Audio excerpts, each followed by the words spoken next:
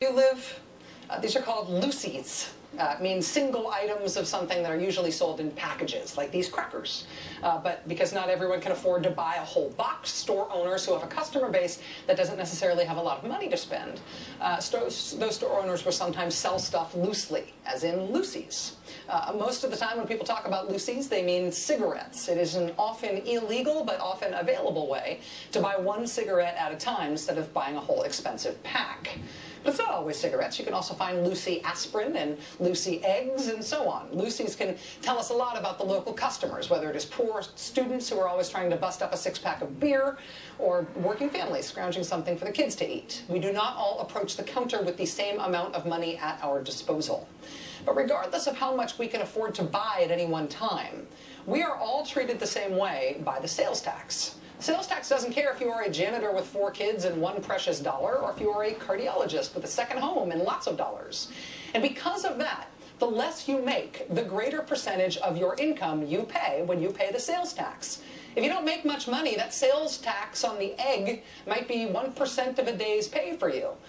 Could probably be more like 1,000% of the cardiologist's paycheck for the day. A sales tax is therefore among the least populist ways of raising money for government, proportionally speaking. It takes the most from people with the least money and the least from everybody who has more money.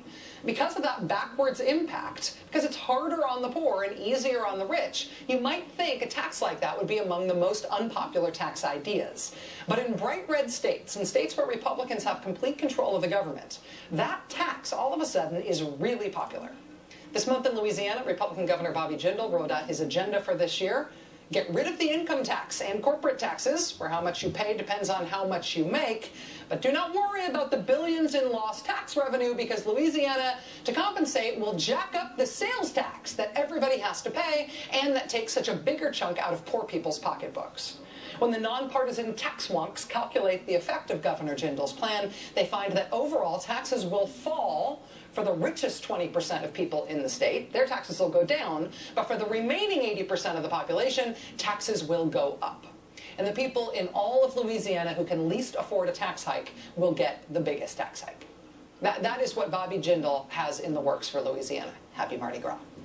In Kansas, which doesn't have Mardi Gras, except privately, Republican Governor Sam Brownback gets to do more or less what Sam Brownback wants, because Republicans also control the legislature there.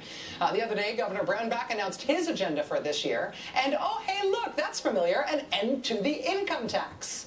Already, Republican tax cuts approved last year have opened up a giant hole in the Kansas budget. Now the governor wants to pay for that with a higher sales tax, and by ending tax breaks that benefit ordinary working families. This is after Kansas Republicans already took away tax breaks for stuff like food, the kind of tax breaks that try to make up for the unfair nature of the sales tax.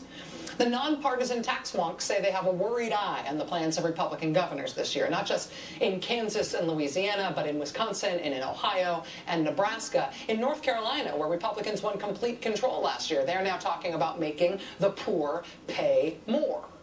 So that's how the political season is opening up this year in the red states.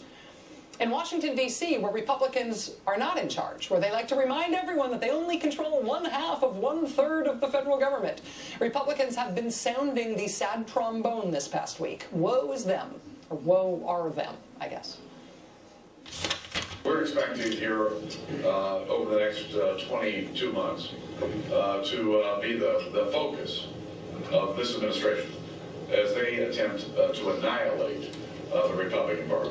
And let me just tell you, I do believe that is their goal, to just shove us into the dustbin of history. He needs to delegitimize the Republican Party and House Republicans in particular. The president will bait us. He will portray us as cruel and unyielding. We can't get rattled. We won't play the villain in his morality plays. Democrats are not organized enough to have their talking points be this evident, but when Republicans do it, it's kind of obvious, right? This is the new Republican leadership talking point. President Obama is mean. And Republicans are helpless before his meanness in Washington. But you know what? Republicans have complete control of government in 24 states, which is a lot. And where they do have control, they're not blaming Obama, right? Look what they're doing in governance. they're having the rich pay less and they're having the poor pay more. This is not what they are marketing to the nation, but this is what they are doing when they are handed the reins of government. Economist Paul Krugman wrote about this Deja News in his latest column. What we're seeing now, he says, is open, explicit, reverse Robin Hoodism, taking from ordinary families and giving to the rich. Even as Republicans look for a way to sound more sympathetic and less extreme, their actual policies are taking another sharp right turn. Why is this happening? In particular, why is it happening now, just after an election in which the Republican Party paid a price for its anti-populist stand? Good question. And it's the distance between what the Beltway writes down when the Republicans talk about themselves versus what Republicans actually do where they are in charge. It's a very good question. Paul Krugman himself is here for the interview. Straight ahead.